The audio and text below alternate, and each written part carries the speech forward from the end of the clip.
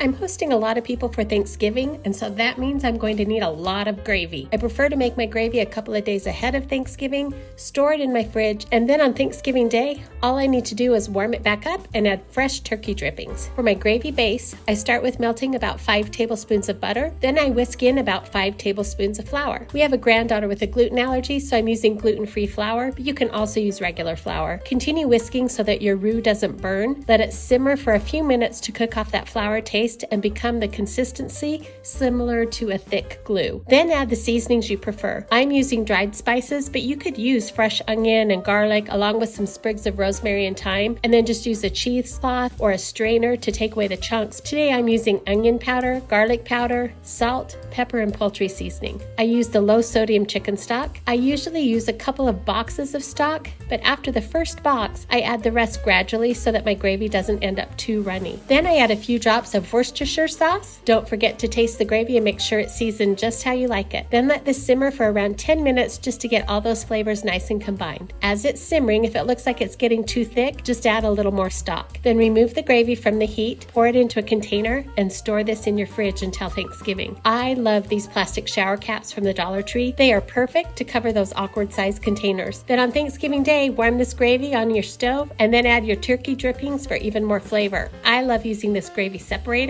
so that the fat from the gravy separates from the flavors I'm looking for. The spout for the separator is at the bottom, so you only get the flavors, not the extra fat. I hope you enjoyed this gravy. Thanks for watching and happy Thanksgiving.